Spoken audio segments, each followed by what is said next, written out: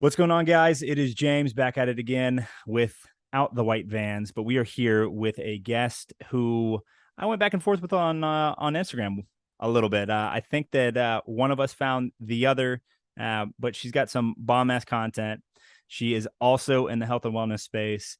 She is also shredded, more shredded than I am, Mhm. and I would like to welcome to the podcast Ameena today. She's got a cool last name that I don't want to mispronounce. Ameena, how are you doing? Hello, I'm doing really good. Happy to be here. Yeah, thank you for coming on. So before we dive in, I got a lot of things that we were ping and ponging before we got recording. Some things that I would love to jump in and go some this or that and some other things. But before then, can you just give us a little bit of background of who you are, why the people should follow you after we're done listening to this, and you know, what's your mission look like? Like, what are you out here trying to do? For sure. As you know, I'm Ameena. I'm a fitness and nutrition coach. I was a Division I cross country and track and field athlete. I ran at the University of Alabama, Roll Tide, as well as Go George dogs. Washington.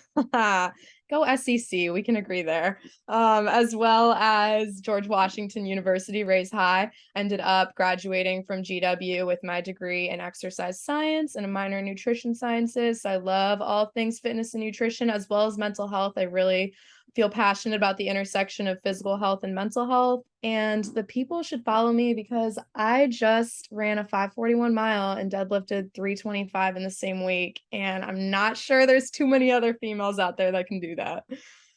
You said 541 and 325. Yep, that's what I Good said. night. Yeah. I'm pretty proud. Shreddies. Yeah. That's Yeah. amazing. Mean shred. I'm living up to the name. Wow. Yeah. Did you get that idea from Adam Klink, who ran the sub 5 and the 500 back squat in a day? I didn't, but that's Okay. very impressive. Adam Klink, who's over at BPN, used to be at CrossFit Krypton. Done some work with him. He is a solid human. Uh-huh. But he set a record. He's the first one to do it on social. 500-pound back squat and a sub 5 minute mile same day, Wow. same Wow. 24 hours. That gives me something to work towards, honestly. Like Yeah. I knew I was gonna hit this deadlift max. I'd been trying to hit over Hmm. 300 all year.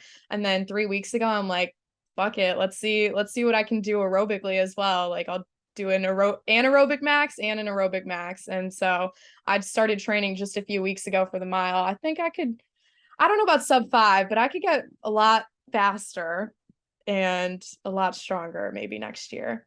Yeah, I mean, what percentile do you think that 541 puts you in? Like for your age group outside of collegiate and not going pro for running? Like what is that? What percentile do you think that actually puts It's you in? probably pretty good, but I think coming from the collegiate running background, it's so hard to hear 541 and think that's impressive because I used to like rep that in workouts.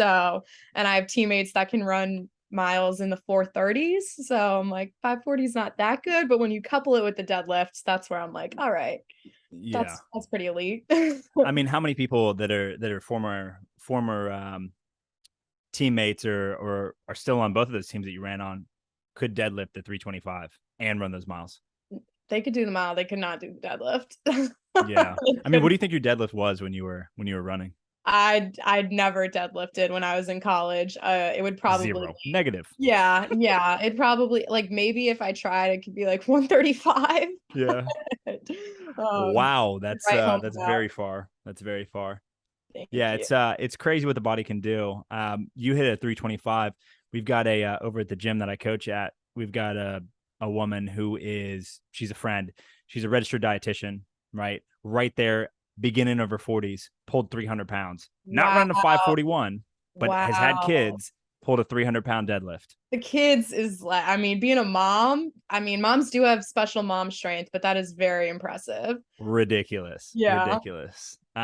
Yeah, let's walk it back a little bit. So you obviously know what the heck you're doing, right? If I'm not mistaken, you got a bachelor's in science. Yes. Okay, and what was that in? Exercise science. Okay, and then you're a CPT, Yep. right? And so are you? Well, let's actually walk it back from there. I mean, did you always want to be an athlete and a coach? Like, when did that start for you?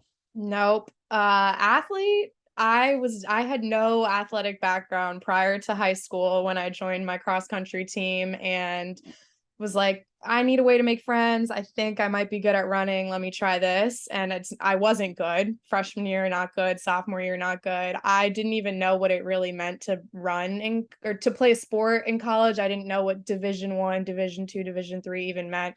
My mom is from Brazil, my dad's from Morocco, so it's not like they were like really pushing for that either. So my junior year, I started getting pretty good, and my coach told me, like, you could go to college for this. You could get your education paid for doing this. And that's when she started helping me like reach out to coaches and whatnot. And that's how I ended up at Alabama. So it was not in the cards up until about junior year of high school. And then being a coach probably didn't come until maybe about 3 years ago. I initially was pre-med, which did not last very long. Did not last very long there. Then I was like, okay, I still want to do medicine, but I can't do 4 years of school. Maybe I'll do PA. So then I was pre-PA, and that wasn't really going well either. I literally got an F in cell biology. Like, I failed the class, and I was like, how about I find a major where I don't ever have to take this class again? And thankfully exercise science aligned with that. So I switched my major over my junior year, and I loved it. I loved learning about like my own body and like what I was capable of doing. And it was just super interesting to me. And then I actually decided to pursue my master's in clinical mental health counseling, which is very different. So I started that program. I applied, I got in at George Washington. I started that program. I wanted to be a counselor. I really wanted to help people. I wanted to specifically be an addictions counselor and help people through a focus on diet and exercise, because I feel like that's a very often overlooked component of recovery. But 2 semesters out of 8 into that program, I just decided it wasn't for me. I have so much respect for counselors, but I was like, I don't think I can have a career where I'm just like taking on so much of people's just trauma and very heavy stuff. I think that would take a tremendous toll on me. So I decided to drop out of grad school actually this past summer. So it wasn't too long ago. At this point, I had already had some background in coaching, but a few months ago is when I decided, like, okay, this is what I want to make my career. I want to go all in on this. So here I am now. Got it. Got it. Now, you said 2 semesters out of 8 that you were Yes. in. Was there a moment that you were like, "Hey, this shit ain't for me," or was it just overall like you just didn't have the right feeling about it? You didn't feel like you had vocation, or was your heart not in it? I mean, I get the transference. You don't want to take on the Yeah. energy. Like, Yeah. was there a moment, or was it just I would say overall? my heart was in it, and I still I don't know. So I don't know if there was an exact moment, but as time was going on, I was just realizing like, holy crap, I have 3 more years left in this program. I don't even know if I want to stay in the state of Virginia or in DC for 3 more years. And then as I was learning more about becoming a counselor, like as you get certified in whatever state you're in, it's very hard to become licensed. Like it's a 2-year process to become licensed after I graduate. And then once you're licensed in Virginia or DC, it's very hard to transfer that license from state to state. Like you have to go through a whole relicensing process. And I was like, I don't think I want to commit that much time. I'm so young. I started grad school immediately after undergrad, and I was already pretty young. I graduated high school at 16, graduated college at 20. So I didn't even have a legal drink before I had my college diploma. So I was young, and I was just not ready to commit that much of my life to something that I didn't feel my heart was 100% in. So, and it was hard because I'd already invested a decent amount of money into it, and I didn't want to like disappoint my parents or my family or anyone, but I knew it was a decision I had to make, and so that's when I withdrew. Yeah. Does that mean you're 22 right now? I am 22. 22. And Yes. do you still hold on to not wanting to disappoint your parents and family? No, honestly, my parents are they know I'm very headstrong, and if I have a decision in my head, I'm gonna make that decision. But more so just financially, because I'm like, we did put a lot of money into Mm-hmm. this, but especially at GW, it is not a cheap school. So that played into it. But no, my parents, I will say one thing that I absolutely love about my parents, and I know I have friends that don't have this same experience, is that they will support me pretty much with whatever decision I want to make. As long as I'm going to be safe and it's a sound decision, they're like, go for it. You can do anything you set your mind to. And that's something I really appreciate. And I think has really played into the person that I've developed into, because I do feel like I can do whatever I set my mind to. So, Yeah. If you had to go back though, would you have ever started? Like if you were like, we can rewind right now and pull ourselves back out of that graduate program, would you go back and change it? Or do you think that it made you who you are right now? that's hard because I like to say I live life with no regrets. And I think everything happens for a reason, even shitty stuff. So it's hard to say, but honestly, if I could rewind, I would maybe not do it.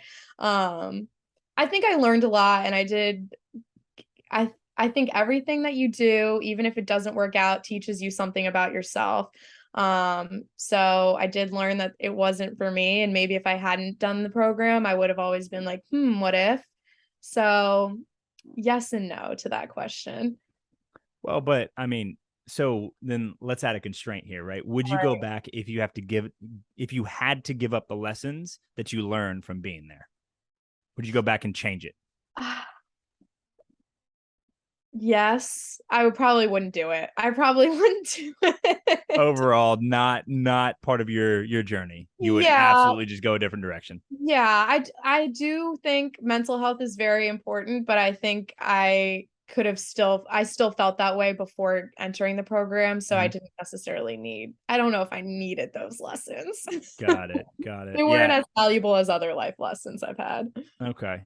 And then you said financially, like the school. I mean, that school sounds expensive by just the name, Yeah. right? And what that represents. But with that, are you coaching full time right now, or are you part time, or what does that look like? So right now I'm full time with my online business, but Mhm. I'm actually moving very shortly to San Diego.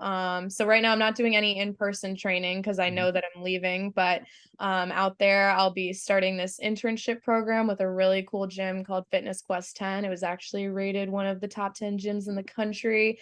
So I'll be doing some in-person training out there, as well as coaching F45 and my online training business as well. So just training.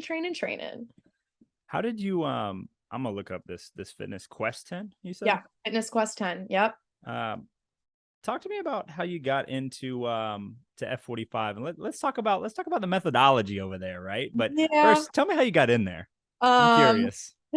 so I have a friend of a friend Mhm. who opened up two studios. And he hit me up because I had posted something about how I had just gotten my CPT cert. And he was like, "Hey, I'm opening up these studios. Would you be interested in being a trainer out there?" And I was like, "Yeah, for sure." I took I took a couple classes, like it was super fun. I personally am not a big group fitness person, coming from collegiate athletics. That's what I'm getting at. I But have continue.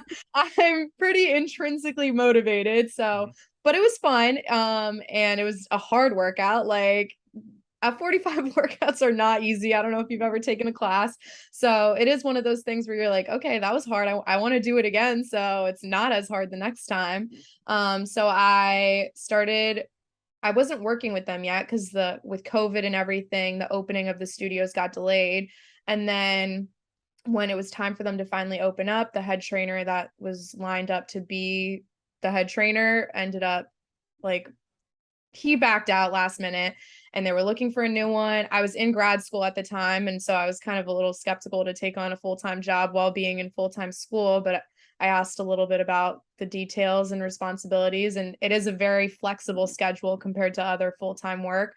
So I was like, "Sure, I'll do it." And so I was the head trainer, and we had our grand opening, and I had to like manage a team and make the schedule and like build a community and just like set up standards for cleaning, for managing, for everything. Mhm. So it was a lot of fun. It was a great experience.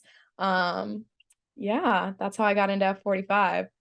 Okay. And you were over there for about a year?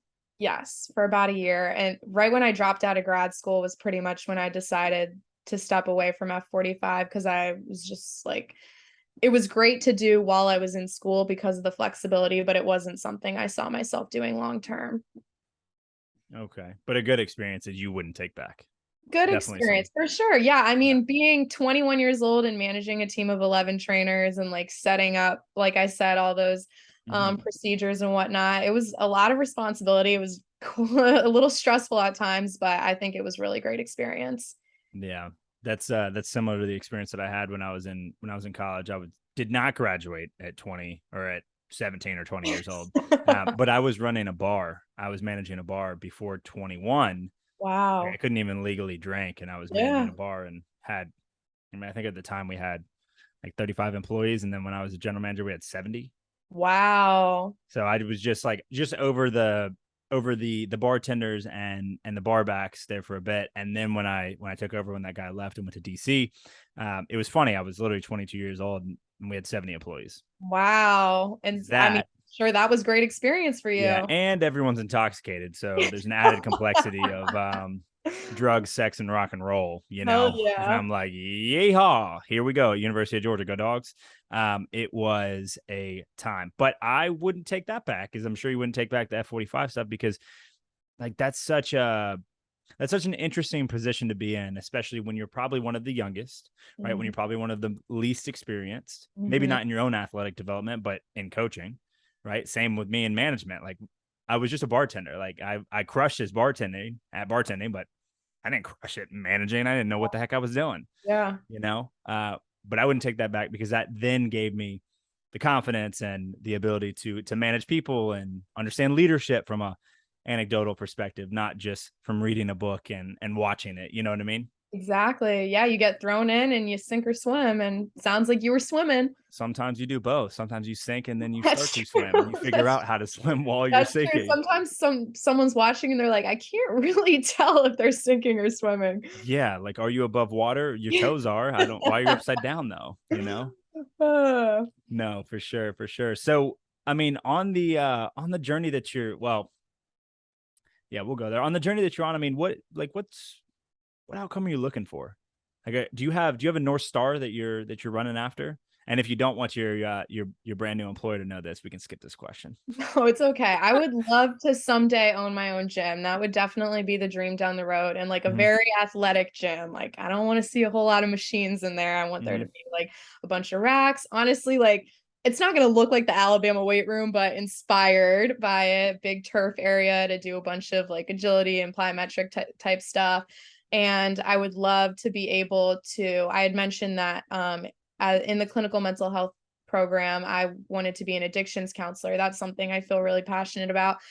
So I would love to be able to like partner with like a rehab facility in some way and still be able to help people, just not through the counseling route where I Hmm. can have people in recovery come in and have training or whatever. I would love there to be a nutritional aspect to my gym. I'm like really every friend that has ever come over to my house, I've made a smoothie bowl for. Like I make Hmm. really good smoothie bowls. And so I'd love to have like a smoothie bowl bar as part of my gym. It's kind of I mean, it's far out in the future, but that would be the North Star, at least like the 10-year plan North Star. You gonna delay getting a gym for 10 years?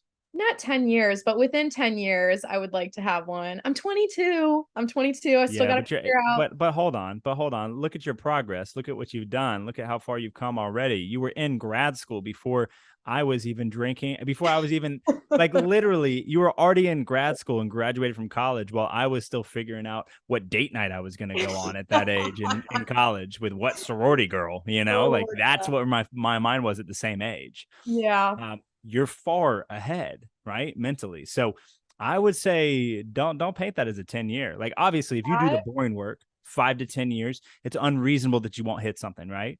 But mhm. don't set that 10 years. Don't limit yourself. You You're could do it right. faster than that. You're right. I appreciate that, For James. sure. And you're in the Ah, nah, careful, careful, careful, careful, careful, um, careful, careful. What you about to say? I appreciate that. So maybe we'll change that timeline 5 to 10. 5 to 10. 5 I to appreciate you picking up what I was putting down there. yep. Um, the the fact of the matter is that you can do it, right? There's people that are not as fit as you, that have less schooling, that have less of an understanding of biochem or not biochemistry, excuse me, biomechanics, right? And exercise science, that have opened gyms that make money.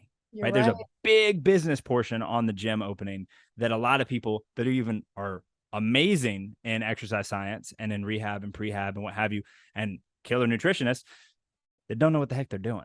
Right. So there's definitely some, I think that the learning, the place that you'll probably grow the most is not in the stuff that you're already crushing at. It's the Yeah. stuff that like, The business side of it. yeah, the business where like you were managing a gym, but you didn't have to put the money down for Mhm. that. Right. You didn't have to develop the sales process necessarily and exactly how are we going to run ads and do this. Like that's all the stuff that you're going to have to learn. Right. Mhm. To do that. But I'll tell you what, that's not going to take you 10 years. Not if you want it. No, you're right. You're right. Not if you want it. I'm rewriting my whole plan now. Yeah, it's not going to take you 10 years unless you want it to take you 10 years. And Yeah. then it might take more than that, you know? Yeah, I think I'm still in the process of finding like the city I want to settle down in. I said I'm Yeah. moving, so like trying out a new city. I don't know if San Diego will be my Hmm. forever home, but that kind of has to do with like where do I want to open a gym is somewhere where I Hmm. want to like I see myself staying for a while. So, Yeah. No, but for you're sure. right, that can definitely happen much sooner than 10 years. So gym opening is North Star. That's North Star. Yeah, for now. Yeah. And like maybe like a hybridized setup similar to what a box would look like a CrossFit box would look like, with some turf and some Mhm. extra plyometric and sled stuff potentially. Yep. Is that kind of what we're Yep. talking? Oh, Like yeah. sleek, clean Yeah. places to do all kinds of stuff, but the cross between a CrossFit box and a collegiate weight room, like Yes. those two, Yes. Very functional. where Yes, you're not going exactly. to have a leg curl machine. You're not going No. to have any hamstring No. curls. You're not going to None of have that. any Uh-uh. leg extension machines. No, no, no, no, No no. cables. Maybe some cables. I can get behind cables, but no leg curls, no leg Yeah, extensions. I mean, I can get behind cables more too as well. I've got a friend that actually got me, broke my belief there. He's a chiropractor, was a massage therapist, coached Okay. CrossFit for like 10 years. But he very big anatomy guy, right? But just like you said, hey, cables we can get behind. Like, don't Yeah. need all this other nonsense unless we're trying to Yeah. look pretty. But cables to rehab the shoulders, Mm. to up your scapula game, to Mhm. up your lat game, to up your neck game, to up everything upper body that we neglect and our day to Mhm. day really Mhm. jacks up, and we start sitting like this, Yep. you know, Yep. I know. Now that you're saying it. get them shoulders back, I know. Pull them right? back. You can start doing some scapular cars right now if you really wanted to. One of these. Well, yeah, that's shoulder, but yeah, yeah. I mean, you could be doing cars right here all Oh, day. scapular. Sorry. Yeah, yeah. All No, you're right. good. No, you got back development, so I think you know where your scapula is. Don't you worry. Some of these pictures on your Instagram, you look like you about to break someone in half. We got back. Oh, let's transition a little bit, and this might be a little bit deeper, and this might be a little bit touchy, but I really want to have an understanding of how you got here, right? Mhm. I saw a post on your Instagram that was talking about shred athletics, and I think this has to do a lot with where your Instagram name comes from, right? Mhm. Can you kind of start wherever you feel comfortable about where did your Instagram name come from, and kind of what spawned this bigger push in your Yeah, life personally for you to go down this path, and why you want to help so many people?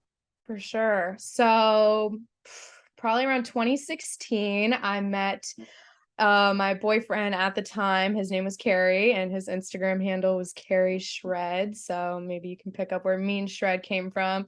And he was the coolest person I've ever met. I will say that for the rest of my life. Super jacked bodybuilder guy. Lived life on the edge. Like just he was very inspirational to everyone that knew him. And I mean, everyone that knew him knew that he was crazy, but just crazy in the best way possible. And so he was a few years older than me. I was 16 when we started dating. He was 19.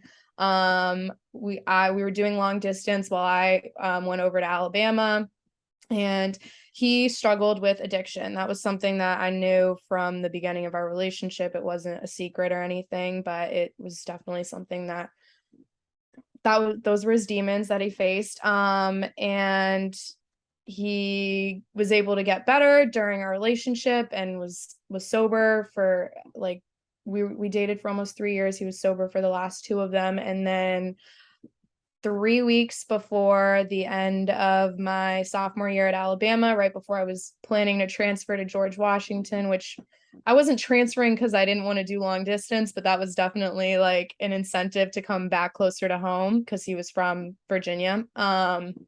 He passed away from an overdose, which was, I mean, hands down the most difficult experience I've ever gone through. And to be honest, I think I mean, knock on wood, but I think it might be the most difficult thing I'll go through in my life. I'm sure there'll be other hardships, but it was a very, very hard thing to go through.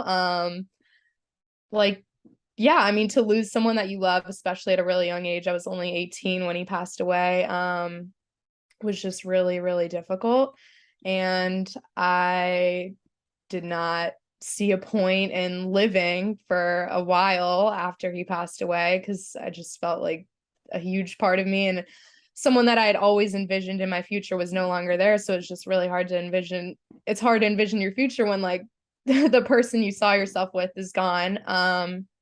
But he was super into fitness, and fitness was something that really helped him a lot throughout his addiction. Honestly, I think it gave us more time with him than if he hadn't have had that, because he always said like being in the gym was the only time he like didn't have a desire to be getting high. So yeah, I knew after he passed away, like there was no way I could let fitness slip out of my life because he would never let that happen. It was something that really bonded us. Like I said, he was a bodybuilder. He was super into weightlifting. At the time I was running in college. So we kind of like traded our knowledge of that, and like he got me super into lifting and I got him super into running, and we were just like, let's just be like the most athletic people we know. So yeah, very, very difficult to go through. Grief is an incredibly complex emotion and it never really ends. Like I'll carry that grief for the rest of my life, as I'm sure anyone knows who's ever lost someone close to them. But he is definitely the inspiration behind Mean Shred. I have Shred tattooed on my ankle. So that'll be a part of me forever. And I knew that if I was going to do a fitness brand, Shred was going to have to be in the name of it. Like, I didn't care what the other word was, but Shred had to be there because I think it really embodies Cary's personality. Like, he was shredded and he was also a crazy talented musician. He actually got a full scholarship to Berklee College of Music so he could like shred on the guitar. He was like really good at snowboarding, so he could shred there. Like, I feel like he just shredded life. The term means more to me than just being like super cut and lean. Like, it's just kind of a lifestyle. So yeah, that's where Shred Athletics comes from, and I hope he's proud of me because you know, yeah, that's a little bit about that. Do you think that he would look at how you live in your life day to day and would be proud of you? I think he would definitely be proud. For sure, for sure. Like, I can feel it, you know. I know he's in my heart, and I think if he were here, we would be building this business up together. Like, we had always said that we were gonna own our own gym. It was gonna be Shred City. Like, at the time, I wasn't as involved in weightlifting. I was more on the nutrition side of it. So I was like, you'll do the training, I'll do the nutrition. Like, we're just gonna be a fitness power couple. Um, he was actually training to be a Navy SEAL shortly, like for a few months prior to his death. Like, there's this guy, Stu Smith, up in Annapolis, who's like, do you know Stu Smith?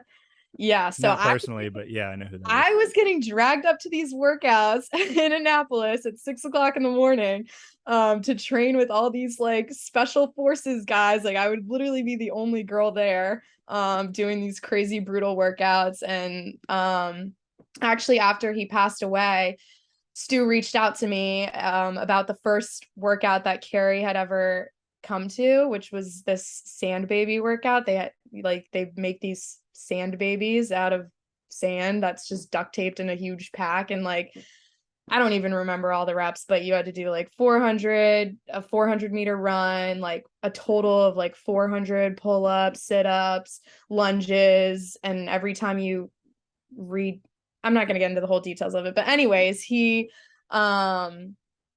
decided to do a sand baby workout honoring Cary, and he named it the Cary Shred workout. And so we were all able to go and like talk about Cary, and do this fucking hard ass workout.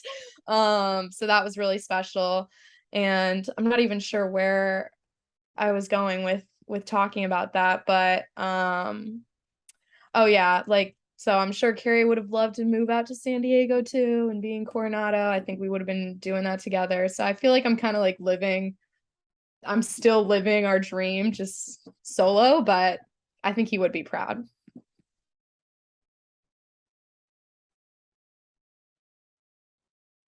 You look very pensive. Do you think, as you continue to live out the dream that the two of you had, that you'll be closed off or opened up to, or willing, or open to going on that journey again with somebody else? I think yes. Like I'm really excited for the rest of my life. I think if you had asked me about that 2 years ago, the answer would have been no. I did not see myself ever forming an intimate relationship with someone again. I did not feel excited about the future. And lately I've having 3.5 years between him passing away and now, I think I've come a long way mentally. And I do just feel really optimistic and excited, like to live my entire life. I've started journaling recently, and I'll literally just be writing about how I'm already excited to like be old and have grandkids and still be in really good shape and whatnot. So I do see that happening. I think it has to happen. I think if I lived a life alone for the rest of my life, it would be very sad. And I think ultimately, even though Cary was the jealous type, I think ultimately he would want me to find someone else as well and be happy. So I'm open to it for sure. When the time comes, it'll happen. And I think when I meet the right person, I'll know that they're the right person. So we'll just see. It's just a matter of waiting and seeing. Yeah. No, I appreciate you being willing to share that. That's deeper than probably anyone thought we were about to go. Just Sorry, now. guys. You're in for a ride. No, I think everyone appreciates the vulnerability and the authenticity of a life that we lived. I mean, it's not all sunshine and rainbows, right? It's not all. I mean, I say this on consults all the time. Like, if you had a rainbow coming out of your ass for fitness and the rest of life, you'd probably be in fitness, right? Like, I think the same thing could be applied here. Like, if it was all sunshine and rainbows, sick, wonderful. Sure. But it's not. It's not. So, I mean, with with this move and you continuing to carry on the dream that you and Cary had, I mean, are you nervous about being in San Diego? I think making any big change comes with a little bit of nerves, but I'm mostly excited. I think every challenge since this has happened that I go up against, there are nerves, but mostly just excitement. It'll be a big change. Like I'm gonna have to make new friends and meet new people and work a new job and just be in a whole new city. But um I I like to challenge myself. I like to put myself in situations where I mean, in order to grow, you do have to put yourself in uncomfortable situations. There's really no way around that. So, I just know that at the other side of this move, whether I end up staying there or whether it's not for me, I'll have grown a lot and I'll be a lot more wiser and experienced of a person than I am right now. So jumping into the deep end with your hands tied and just going to see what happens. Yeah, pretty much. Bob your way right on out of it with Stu Yep. Smith, you know? Yep. I saw a video. I don't know if you follow Dan Coe or if you've heard of him, but I'm not entirely sure how I would describe him. He's like a motivational entrepreneur. He helps people with Dan I don't want to explain Co him the wrong way. Ko what's his Koe is the last name. Um, Dan Co.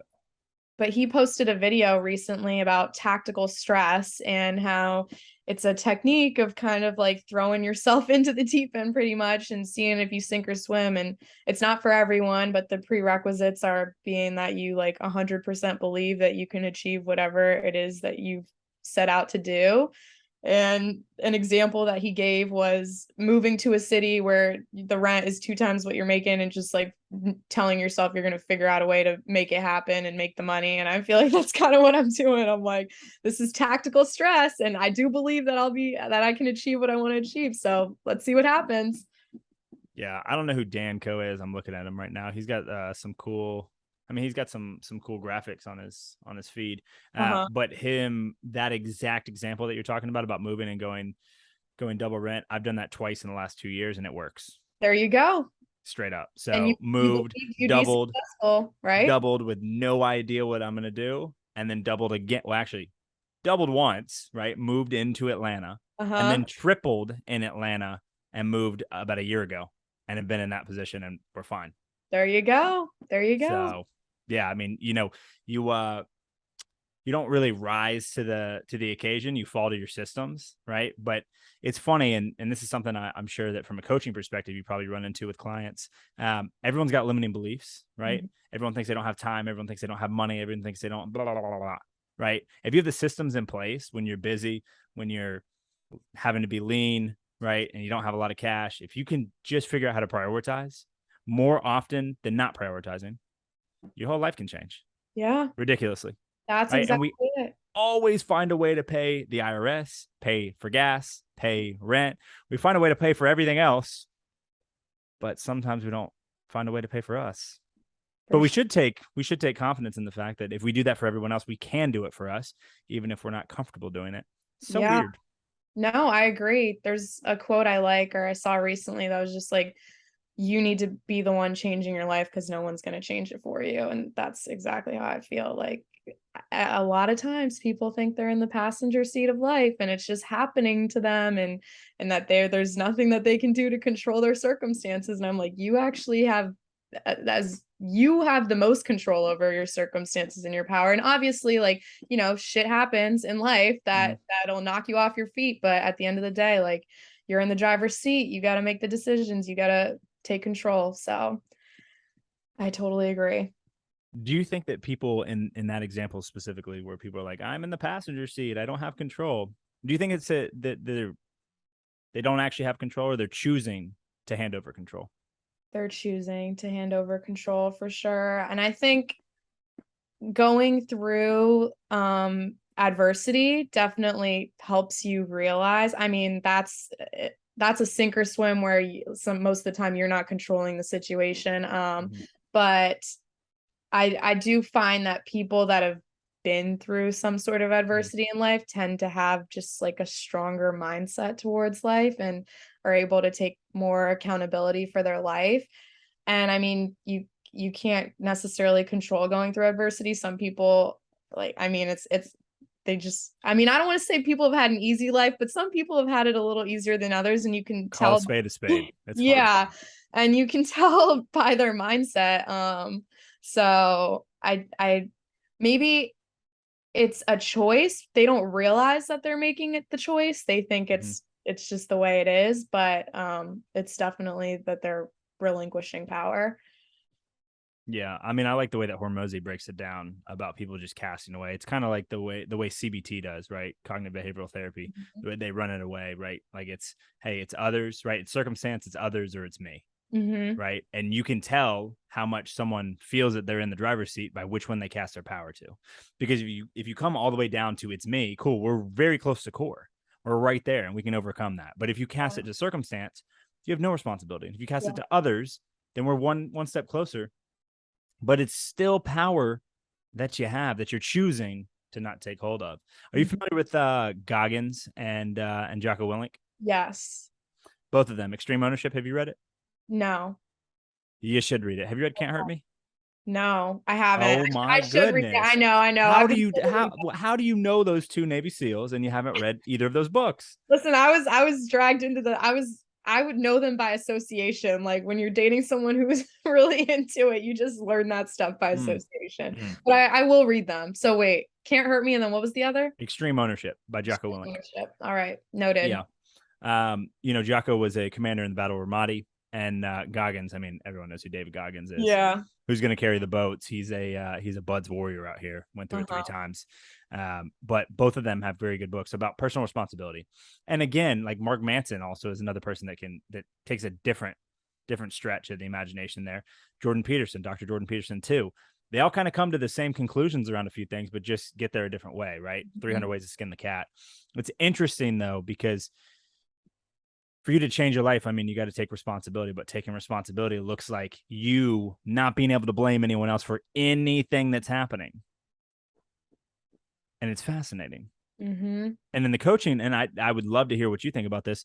On the coaching side, the amount of people that get on consultations, right, or reach out for coaching, or, and I don't mean to sound rude, like some people are just not ready, right? We're not there yet. But then other people, sometimes they just want free coaching. They just want 45 minutes on the phone for you to give them all the tips and tricks that they're not going to implement, because all the information that you're giving them there is on the internet. They just want to have someone tell them and personalize it for them Yeah. without paying them. Yeah. Yeah.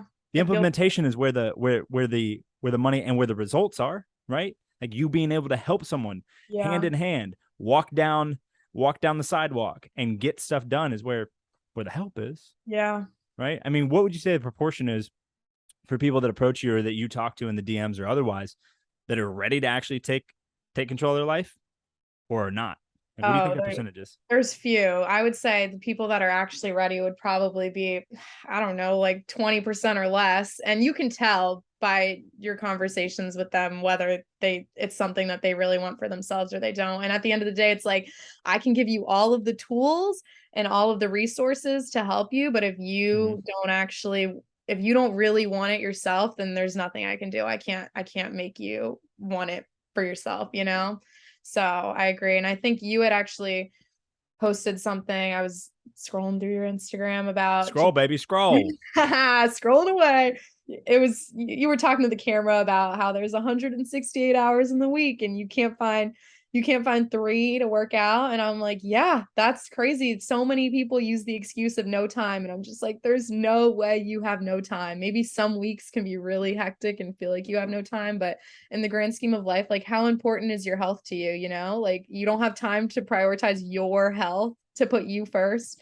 I can't wrap my head around it, but I think it's just a matter of them getting there. There's the stages of change and they're they're just a little farther back. So Yeah. No, that's interesting. I love how cognitive behavioral therapy (CBT) breaks it down. yeah. That is something I've implemented in my sales process to understand people at a higher level. Mhm. And I don't. I'm sure that if we're going down the mental health route, right, that you're familiar with the pillars there and Yeah. kind of what the methodology is. But I would recommend for any coaches listening to check that out because it will Yeah. have you understand people a little bit better. There's a lot of psychology behind it. And with that, maybe I'm like, I don't I you asked earlier if I regret the grad school. I'm like, no, I don't, because I did learn a lot about that stuff. So and now I can apply that. Revised answer. Here she Yep. comes back Yep. around. No, Yep. James, I would I'm not take changing it back. it. I'm changing I would not take it back. it. So you're totally right. Cool, cool. Well, let's unpack ideal clients. Like for you, like who do you work with? What do you help them do? Like talk to me about that because I know like I would love to give the quintessential answer. I help everyone with everything, but that's silly and that's how you stay broke, right? So like Yeah, who are you going after? Who do you think you can help most? What are they struggling with? Is there anything that you are running into a ton? Like I would love to get some real life examples so that people that are listening to this, like, hey, if you're a fit for them, cool, they can find you. yeah, But then two, also a handful of coaches listen to this, and I just want people to know that, like, hey, your problems are probably not just your problems; they're probably problems that a lot of other coaches deal with. So we're human, and it's okay, and we need to keep moving. for sure. Yeah. And identifying like your ideal client is a huge part of the business. I would say my online business is pretty new, so I'm still sort of navigating that. But I started it really as a former athlete who, especially coming from the running background where we're not exposed to a ton of weightlifting and then being thrown into the real world and navigating that myself. Former athletes is really where I want my niche starts. Mhm. I as an athlete, like you if you were a collegiate athlete, especially, you were probably doing your sport for the previous at least 8 to 10 years and showing up to practice every day and having a coach tell you exactly what to do. And then when you graduate and enter the real world, you're like, wait a minute, like how do I program for myself? There's also like you don't have the accountability of having a practice time to show up to, and a team that if you're not showing up, you're letting them down.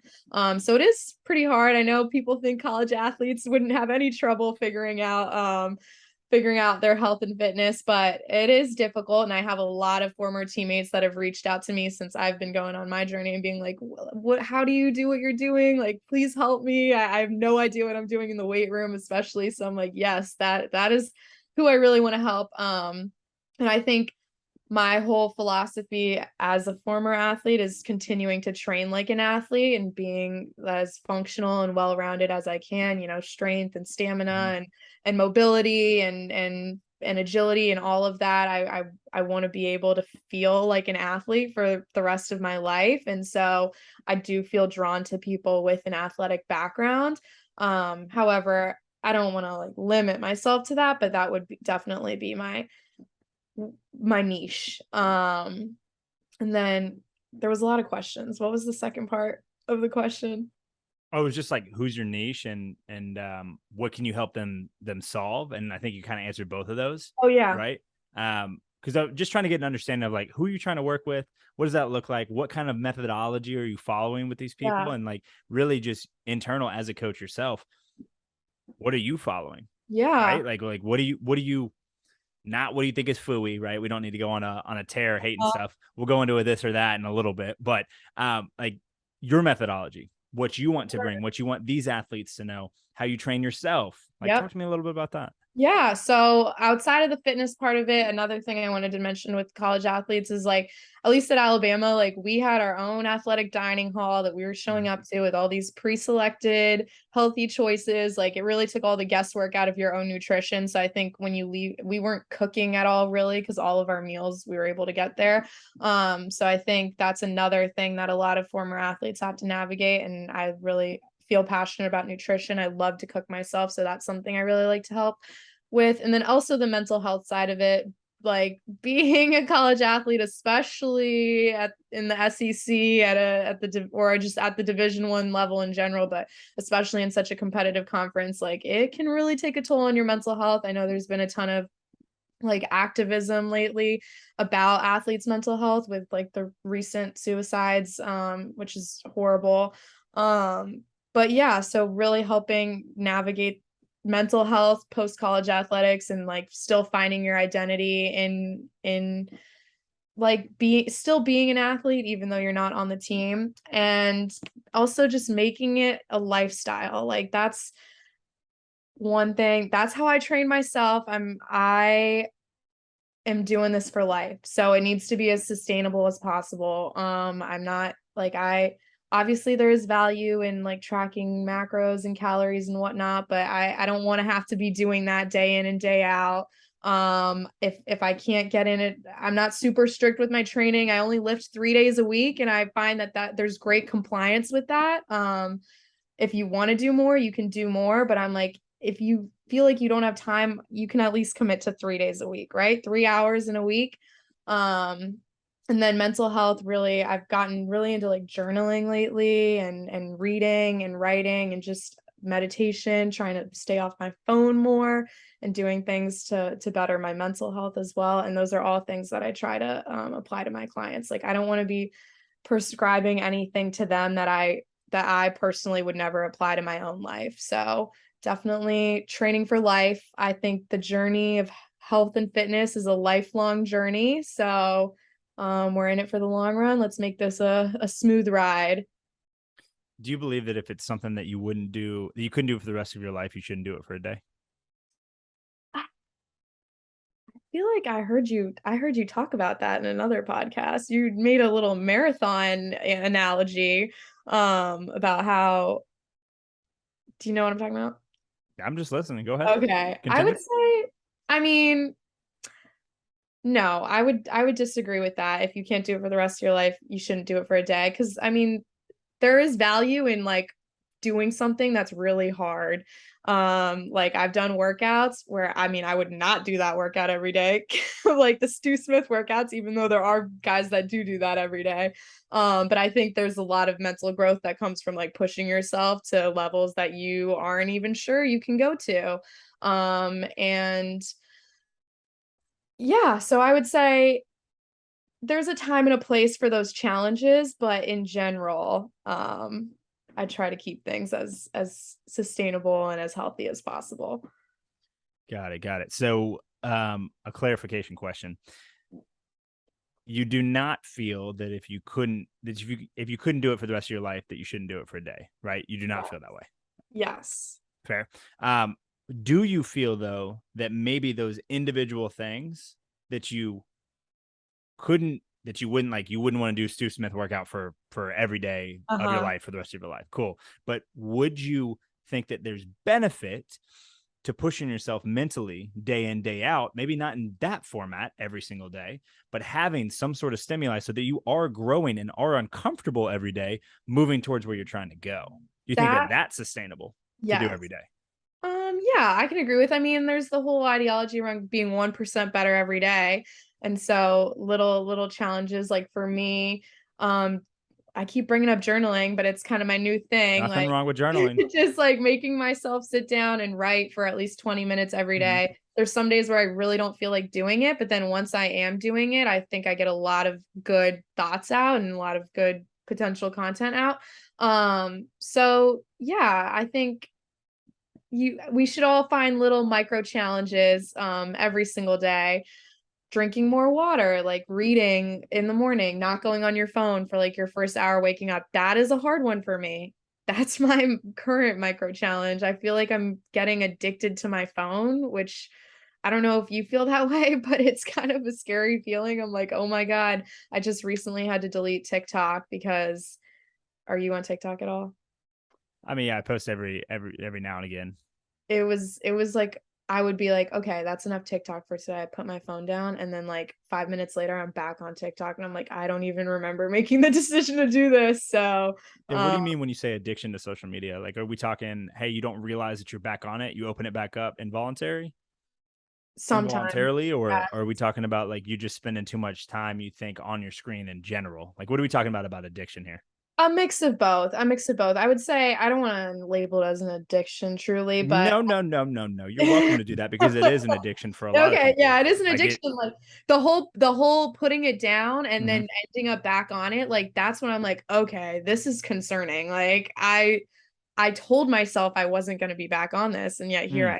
I am. Spending too much time on it is also, I would say that's less of the addiction part, but I do feel like, everyone gets consumed, especially when you're trying to like build your online platform, you get consumed with like the likes and the comments and whatever. And I'm like, that's you do get a little dopamine hit Yeah. every time you see those notifications rolling in, and I don't want to become reliant on that. So that's something that I'm trying to put some distance between me and Yeah. the phone. That makes sense. But time out.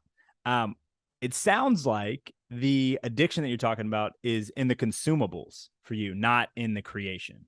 Is that Okay. a fair assumption? Yeah. Yeah, for sure. Like it's in the consuming of other people's content. And like, oh, I like this reel. Oh, here's a trending sound. Oh, I like these ideas. Oh, I Yep. like, oh, 14 people like this video and I just posted it 2 minutes ago. Like, is that the side that is, you think, Yes. troubling for you?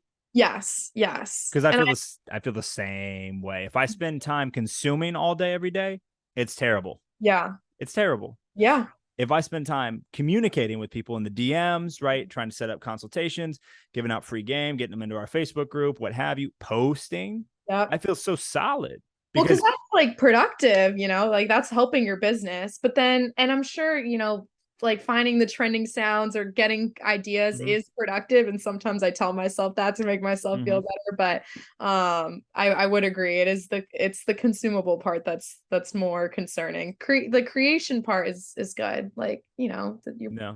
business. Well, you got to have eyes. So for attention, right? You got to have marketing. And then once you have that, then you got to have a way to nurture people to calls and then or in person or what have you. And then you got to understand sales and then you got to understand fulfillment and Yep. retention and ascension. And like it's a quadrillion step equation here. But I would definitely be careful. because I've gotten lost in the consumables. Like, whoa. And a lot of times it's stuff that I just find enjoyable. Like I'll listen to podcast snippets, but then I'll catch myself just like, oh, that's solid. Oh, that's solid. Oh, that's solid too. Oh, again, that's solid. Oh, And another so one that's how would you solid. say that you've helped yourself with that? Put my damn phone down. Mm.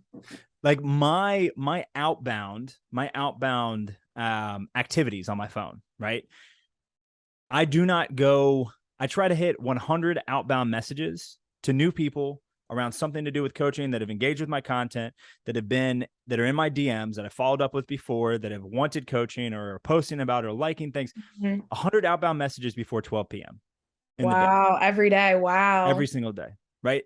I really like, again, Hormozy is another guy that I would say that you should definitely look at, both Uh-huh. from a fitness and a business side, but he's got 100 day or 100 action rule. Okay. Either $100 ad spend, 100 emails sent, 100 calls made, or 100 outbound DMs, or 100 people talked to on the street. 100 for 100 days. And Wow. 100 for 100 days will give you more money than you know what to do with for the rest of your life. That's literally something he preaches. Right? Because if you can Wow. stay consistent that far. And so actually, speaking of 100, doing 100 days of gratitude. Now, my dumbass fell off at about 64, and Okay. I've been out of the game for about 14 days. I should be in the 80s. But Uh-huh. today I restarted, right? You may have seen it. Gratitude for doing the boring work every day, right? And literally that was number 70, right? So I'm trying to get back on, but I tried to do 100 days of gratitude, and I'm a damn coach, right? And I coach many people in person and online, and I couldn't even commit to 100 days of gratitude, Wow. It's hard. just a daily deposit, Yeah. right? So that is how I fixed that for me. And that's like, as a coach, I would recommend that you do that, especially if you don't have a massive client base. We're already making, you're making close to 10K a month, and growing, and you already have that base there. Careful about the time that you're spending on your phone. Like, Yeah. it's always better to try to figure out, at what level can you serve someone.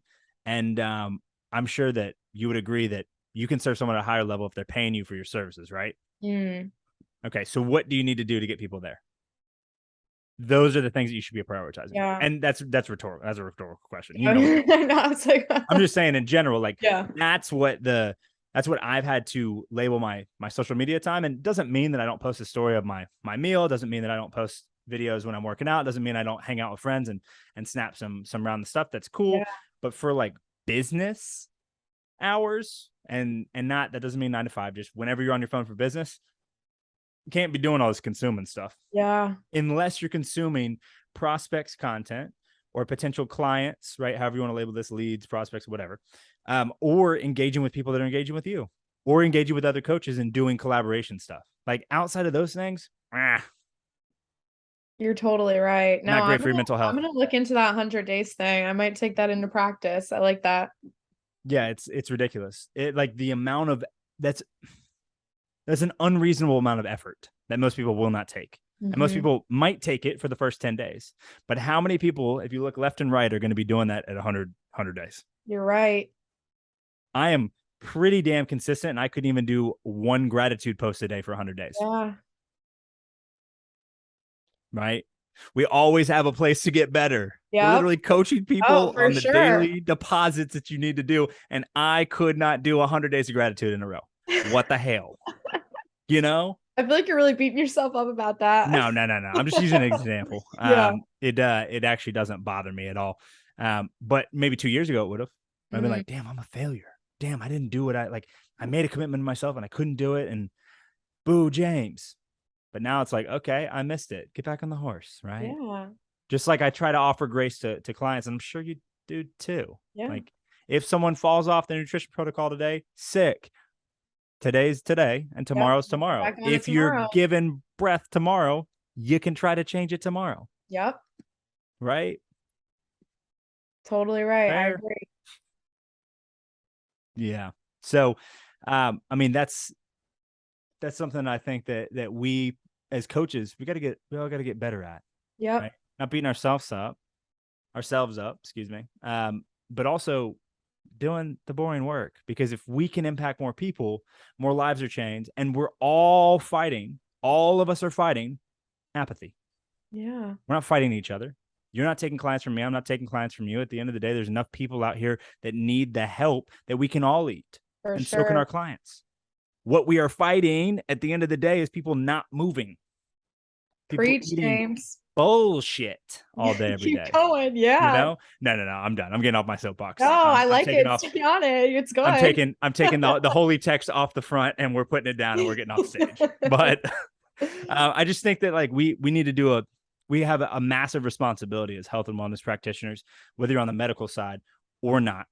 If you're on the training side, the PT, the chiropractic, what have you, we have a massive, massive responsibility. And I think that we're failing people in the macro. I don't think that in the micro, everyone's failing. Mm-hmm.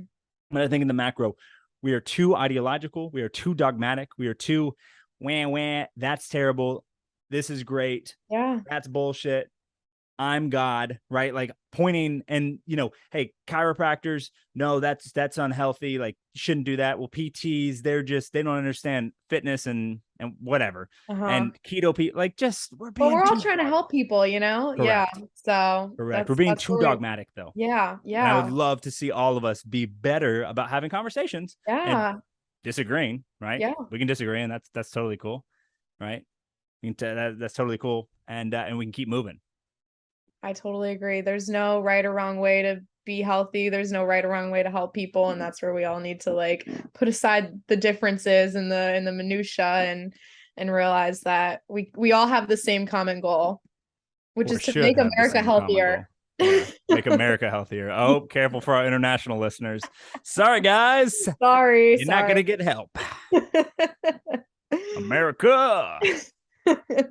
Well, let's transition to a little bit more of a fun kind of a little ping pong. I want to do a little this or that. This is not something I've ever done on the Yeah. podcast, but Ooh. you're also in fitness, and you have some favorite exercises and some least favorite exercises. Yeah. So I kind of want to just play a little bit here, and then we can kind of go from there. Fair enough. Sure. Sounds good. Let's do it. Cool. Front squat, back squat. Back squat. Why? Because front squats are hard. It's really, I feel Oh, like it's wah it's wah my wrist mobility, but wah I wah know that wah. James, I don't want to play this game if I'm going to be mocked. um, Back Your wrist squat. mobility. Because I can go heavier. I mean, if it always feels good to load more weight on. Not that that's all that matters, but feeds the Yeah. ego a little Yeah, you bit. said just add it on and send it, huh? Yeah, yeah. What Now about you? I you do take know it very you can just personally. roll back to your fingers, right, and just let go of the Yeah, bar. yeah, yeah. If You're we're right. doing that, I'm front squat all day. If I Okay, have to have my whole hand around the bar, back squat all day for okay, sure, hundred okay. percent, 100%. Why are your wrists gonna hurt if you put your whole hand around it? No, I'm just gonna drop my elbows and probably hurt myself, and I'm not gonna cry about it because I'm not gonna do it. I'm literally Okay. just gonna send my elbows up, and I'm good. Do you do any Olympic lifting? I don't. None at I'm all. Really? no. I mean, Whoa, I'll really? do I'll do some like kettlebell cleans and snatches, but I don't do anything. I don't do any Olympic. Oh, I've done like some hang cleans with a barbell, but I am not the most explosive athlete coming As from a being a runner, distance runner. A distance runner. I'm not a sprinter. I'm not a sprinter. I'm not a that's fair. jumper. That's fair. I was going on 14-mile long runs and logging 60 plus miles a week. So no, the explosiveness is there's more to be desired there. Maybe something you should look at. It's a lot of fun, Yeah. and not because I think that you have a deficiency, but I think it's a lot of fun, and it's kind of cool to move in those planes. Snatches, clean and jerks, hang cleans. What's your favorite? Um, honestly, squat cleans, like just Okay. straight up squat cleans. I mean, I've begun to like snatches more because I have full range to drop into a squat snatch, even being 6 foot. But Nice. for a long time, I was just scared to go overhead and like drop into the hole with my Uh-huh. arms locked because I like barely tweaked my elbow, not my elbow, excuse me. I pointed to my shoulder. But I kind of like tweaked something, AC joint, got a little crunchy there for a minute when I was back in high school because I just tried to snatch too much and I didn't have the hip mobility or the ankle dorsiflexion to even go down in a squat snatch. I had no Wow. business lifting the weight, and the coach told me Yeah. not to do it. It's 100% my fault, not CrossFit or anyone else. It's my fault. Uh-huh. But from there, I was like, I hate snatches. I hate them. And it's just because I sucked at them and I was afraid to go up. So, I mean, I would say that like snatches are growing on me for sure. But I Okay. love, I love me I love me a hang power, like a low hang power clean. Okay. Okay. I could get behind that. That's probably the only one I really do. So Low hang power or squat just off the ground, just because I love to just rip. I love to just rip weight. So rip it. yeah, I would definitely say that like my probably my most lacking movement would be the deadlift, proportionate to body weight. Interesting. Interesting. What is Yeah, your deadlift, if you don't I mind me couldn't even asking? tell you. No idea. The last time that I pulled, we had I mean, we were doing sets of we were doing dead stop at like 3 or 4. I was doing like 405, Okay. but Not bad. to weigh 205, that's no, I should be closer to like 460 or 450 or something like that. Yeah. And my homies pull 600 pounds. So like it's Oh, just wow. I'm like, we're in a different galaxy. I don't know what's happening. So like no idea what I could pull right now. But it's something that I've kind of gotten away from actually because my homie that's a chiropractor that's like I was telling you before we hopped on, that's solid anatomy wise. He was like, I'm gonna challenge you to start doing more unilateral work because you have a lot of energy breakdown. Like you have a lot of Okay, yeah. instability left to right. Like Yeah. not even instability. You have what is the word I'm looking for? I am blanking. You have a lot of compensation. He was like, Mm, one side is way stronger than the other. You can mm. do pistols for days on one of your legs, the other leg, you literally can't do one. Wow. But I was just compensating, right? And I was just Yeah. getting a little bit of torque, a little bit of turn. So I started doing single leg deadlifts, single leg Bulgarian split, like Bulgarian split squats, real Yeah. split squats. I started doing ATG squats from knees over toes guy, and Nice. really started to try to bulletproof. So now, like a regular deadlift, pulling 350 to 400 feels way better. But I Good. just don't. I haven't moved heavy deadlift in a long time.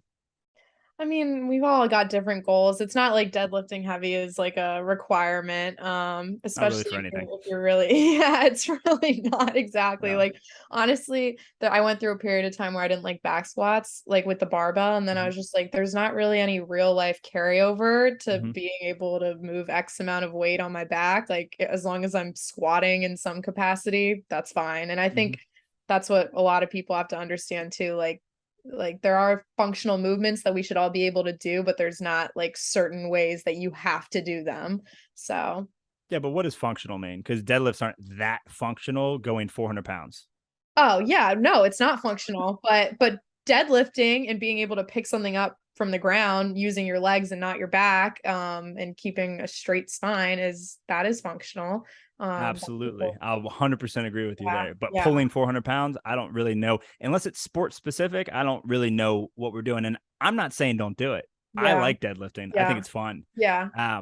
But I also think that there's so many times where we're not single leg, but we're offset, we're B stance, or our Mm, foot is up on a stair and our other foot is down. So like one foot's elevated, or we're in like okay. kind of a Cossack stance, Yeah, right? A wide lunge stance. Like yeah. there's so many other planes that if we were just being functional all day, every day, we'd be lifting weights in these, No, right? you're totally right. Yeah. And even like when you think about, I don't know, say you're moving a piece of furniture or something, like it's not like you're necessarily going to have perfect deadlift form when you do it. And like you should have capabilities to move your body in ways that are outside of perfect Mm-hmm. form because real life isn't always going to be perfect form. So, Yeah. like having a slight round in your spine or whatever, should we should just be training in all different capacities and ways because to Yeah. And train for every plane functionality. too. Yeah. Yeah, every Like plane. Yep, life exactly. is not front, back, side, up, Nope, down. It's nope. transverse, right? It's offset Rotational, like, load, like yeah, we're doing landmine stuff is intentional, right? Doing jammer work intentional if you're trying to get some power output. Like there's so many things that I think like you never really are there, right? Because it's consistent. Hey, moving forward and moving forward. And I don't know why. I guess this is more of a question than a statement. Do you train more for performance or aesthetics? I would say performance, but I was thinking about this the other day because I like honestly, I mean, no hate to bodybuilding, but it's just some of the stuff that they do is really crazy to me and not Like front and sustainable. lateral raises at 30 pounds for what? Yeah, yeah. For But I what? was thinking about how like, when I'm looking in the mirror and I'm like, oh, like I want my biceps to be bigger, or like I want to build a dump truck. Like I'm There it is. Get the backup camera. Make sure it beeps when you move back. I love the dump truck. I've been trying to build one build a since big old 95. dumpy. Yeah, that's what I'm Oh. saying. Peach But Daddy to the moon now. Come on. yeah, you do take influence from bodybuilding and being like, okay, if I want to work on this specific area of my body, I'm going to train these exercises in this way. So I would say in general, I train for performance, Mhm. but there's a little bit of aesthetic in there that does influence things. So There's I nothing know, wrong with isometric work though. yeah, like I love me some curls at the end of a session. Like it feeds my ego. So just let me do it. Ah, yes. And honestly, I mean, a lot of people have negative connotation around ego, but those that are the most successful, most powerful, right? Air quotes if you're not watching this, most revered, dare to go to the end of their limits, right?